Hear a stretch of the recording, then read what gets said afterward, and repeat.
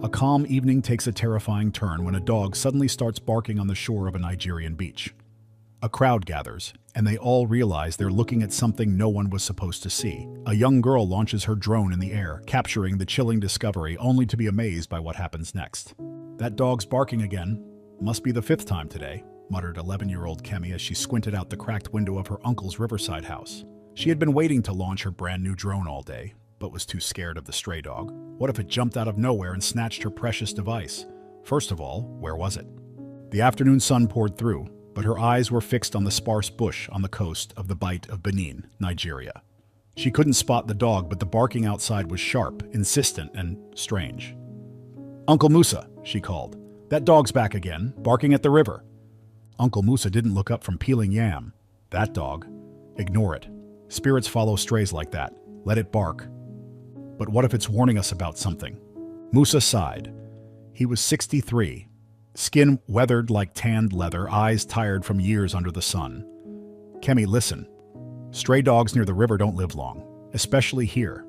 You know there are crocodiles by that bend." But Kemi wasn't convinced. Ever since she arrived 2 weeks ago for the school break, she'd noticed the brown and white dog, short fur, lean build, limping on one hind leg, always lingering around that same spot by the riverbank. He had no name, but she'd secretly started calling him Rusty because of the reddish patches on his fur, and the way he always appeared dusty, like a forgotten toy. The locals avoided him. Some kids even threw stones once.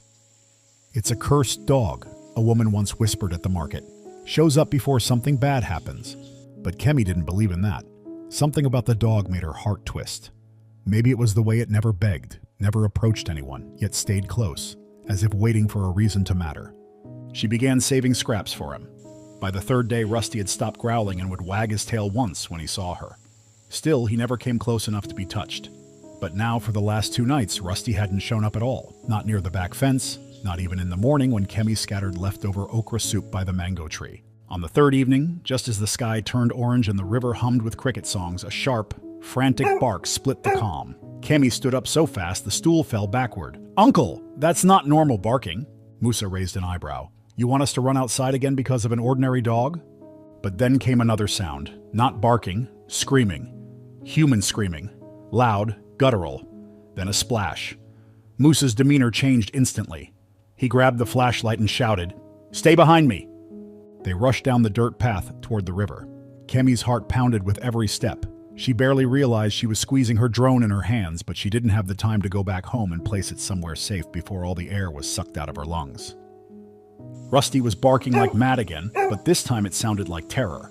As they neared the clearing, they saw a crowd gathering near the water's edge. 3 fishermen, shirtless and barefoot, were yelling and pointing. One woman clutched her scarf over her mouth. Then Kemi saw it. There it was. The crocodile.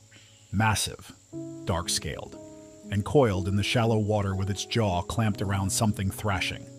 "Rusty!" Kemi screamed. Rusty's body twisted violently as the reptile tried dragging him deeper. His yelps were raw and horrible, nothing like his usual bark. The crowd gasped in unison, some stepping back in fear, others frozen in shock. "God of mercy!" Uncle Musa whispered, gripping Kemi's shoulder tightly. The girl was terrified. She knew she was looking at something no one was supposed to see, a fight for survival of the fittest, in one of the most unforgiving ecosystems on the planet. Still, she felt somewhat lucid through it all. With surprisingly steady hands, she flickered the controls on her drone and sent it flying a few meters above her head. She turned on the camera and silently filmed a scene she knew would give her the chills forever. Ike, one of the younger fishermen, ran up with a long bamboo pole and began jabbing at the croc from the side. "Let go of it! Let go of the dog!" The crocodile hissed, unfazed. Rusty let out one last yelp before going still. "No!" Kemi cried out, her fists clenched. "Get back!" someone shouted. "It'll come for us next!" "Who owns the dog?" another man asked. "Nobody," someone answered. "It's a stray." "Then leave it." But Ike didn't. He kept jabbing, now joined by another man with a long paddle. Uncle Musa called for someone to run to his house for his old flare gun, the only thing that might scare the beast off. In the chaos, a second splash erupted from across the riverbank, louder, sharper. Heads turned. What was that? Another croc? No. Look! But it was too dark to see clearly. Flashlights flickered over the water, revealing only ripples and thick aquatic weeds next to an overturned canoe. Even Kemi's drone was unable to catch what had happened, or so she thought. The croc finally shifted. Whether disturbed by the second splash or the pole strikes, it let go of Rusty's limp body, backing slowly into the deeper water and vanishing beneath. Rusty floated there for a second, his body half submerged. Then he was gone too. Pulled by the current? Still alive? No one could say. The crowd began to disperse. Some shook their heads. Others muttered about omens and bad spirits. "It's just a dog," one man said, adjusting his cap. "Let the river take what it wants." But Kemi couldn't walk away. She just recalled her drone and stood at the edge long after everyone else left, staring at the water like it might give something back. She bit her lip until it bled. Uncle Musa stood beside her quietly. Finally, he sighed. "Come, we pray for the dog's soul." It fought bravely. But Kemi didn't move. In her heart, she couldn't shake the feeling that something was missing. That splash. That second splash. It didn't come from the crocodile. Morning came slowly, as if the night had dragged its heels. The air was heavy, and the birds that normally chirped at dawn seemed quiet. Kemi sat on the porch steps, her legs pulled to her chest, staring out at the bend in the river. She hadn't slept. Her eyes were red, but not from tears. They were scanning. Waiting. Rusty's yelps still echoed in her mind. "Eat something," Uncle Musa said, placing a bowl of hot pap beside her. "You did all you could." "No, I didn't," Kemi muttered. She waited until he returned inside, then snuck past the backyard fence, barefoot, armed only with a flashlight and raw determination. Her legs trembled, but her heart pressed her forward. The trail was muddy. Thorns scratched her calves. Mosquitoes buzzed relentlessly. But she moved quickly toward the riverbank where the attack had happened. She retraced steps, mentally replaying the whole event. And that's when she saw it. A streak of blood in the grass, just past the collapsed canoe that used to belong to a retired fisherman. Her breath caught. There were also paw prints. Not just one or two, but an erratic, limping trail, like something dragging itself forward. She followed the trail slowly, eyes wide, breath shallow. Just beyond the old canoe, under a cluster of banana leaves and broken branches, Rusty lay curled in the dirt. His side was torn and blood-matted. One eye was swollen shut, and his breathing was shallow. But he was alive. Kemi dropped to her knees, covering her mouth in shock. "Rusty! Oh my God, you made it!" She reached out, but paused. He gave a weak growl, protective still, but then he recognized her scent. Her voice? His growl melted into a whimper. She touched him carefully and felt the heat of infection. The wounds were bad, bite marks on his ribs. One back leg likely dislocated. "I'll fix this. I promise." But no one believed her when she ran back to the village for help. "You want to treat a stray dog with wounds like that?" the pharmacist said. "He's not your pet, and it's not your business," a neighbor added.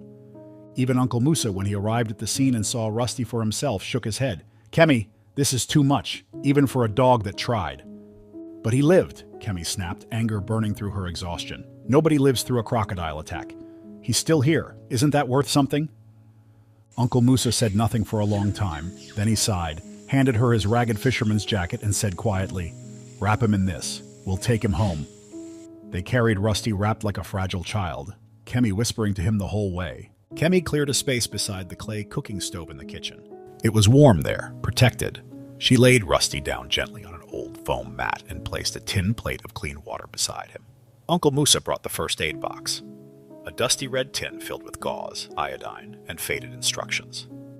"This is all I have," he muttered. "It's enough," Kemi replied. She cut her scarf into makeshift bandages, used warm salt water to clean the gashes, and whispered old lullabies her grandmother used to sing when she had fevers. Rusty whimpered but didn't resist. His breathing stayed shallow. For 2 days he refused food, water, or movement. But Kemi didn't give up. She soaked cotton balls in palm oil, made soup with blended fish and sweet potatoes, and spoon-fed him 1 drop at a time. She placed his snout in her lap every hour just to check if he was still breathing. On the 3rd night, the storm came. Thunder rumbled across the sky as sheets of rain battered the roof. Rusty began to shake violently. Kemi wrapped herself around him, trying to keep him warm. She feared this was it, that the river had spared him only to take him now. "Don't die," she whispered. "Not after all this." By morning, the rain had stopped. Sunlight broke through in golden streaks, and Kemi felt a tiny movement near her arm. Rusty's tail wagged, just once. She gasped, sat up, and saw his eyes blink open. He gave a low grunt. She placed the soup bowl beside him again, and this time, he licked it.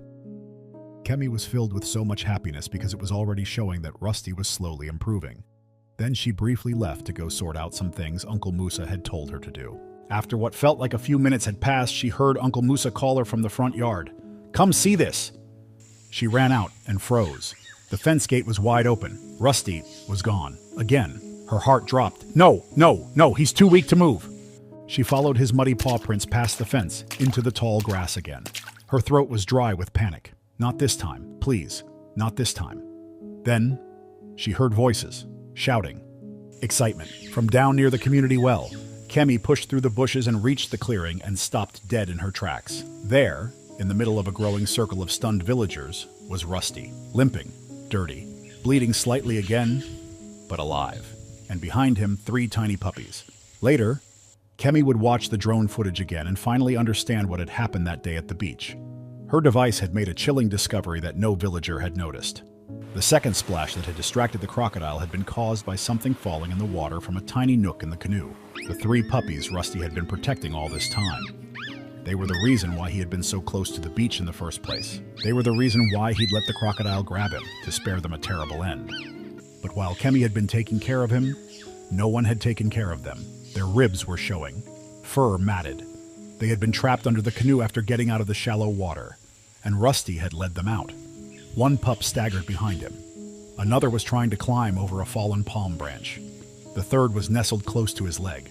People were stunned. Nobody moved. "He rescued them," Kemi whispered. "He did it all for them." The crowd was silent. Then someone clapped. A man from the market brought a bucket of fish bones and set it down.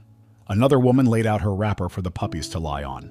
And for the first time in the village's memory, the cursed dog had become the hero. Thereafter, Rusty led the 3 fragile puppies limping into the village square, each step slower than the last. "Where did those puppies come from?" a passerby whispered. "The canoe," Kemi said, her voice trembled. "They must have been stuck under it.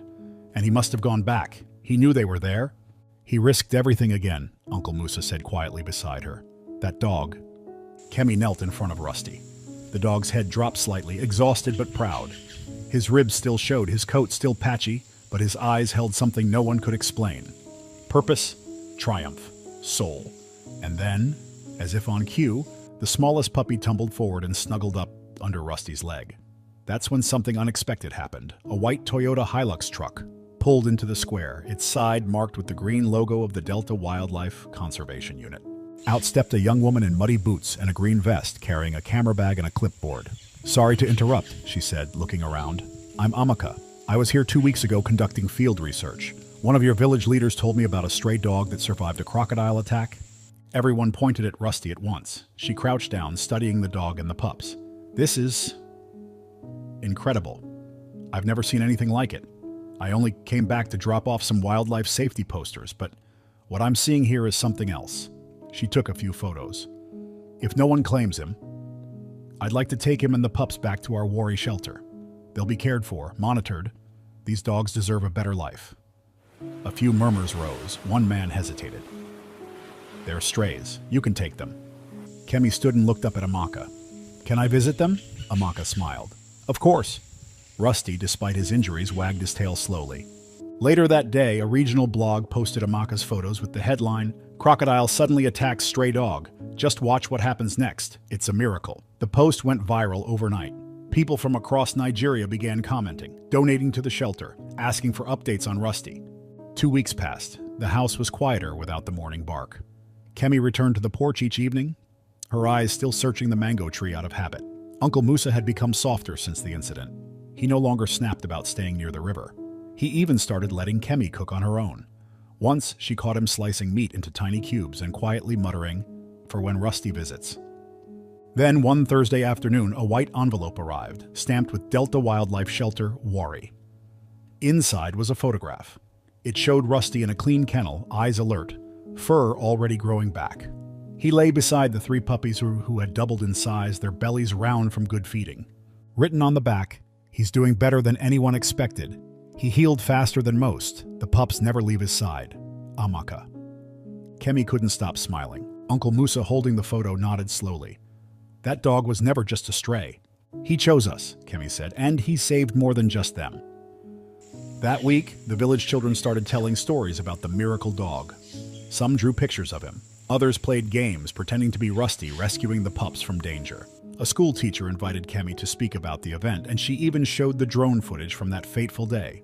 She stood in front of the class, nervous, but proud, and ended her story with, "Even the smallest, most forgotten soul can change everything." Rusty wasn't looking for love. He was looking for purpose. And he found it. Have you ever witnessed a moment so intense it left you holding your breath? What would you have done if you saw a crocodile suddenly charge at a helpless stray dog? Thanks for tuning in, and don't miss what's coming up next.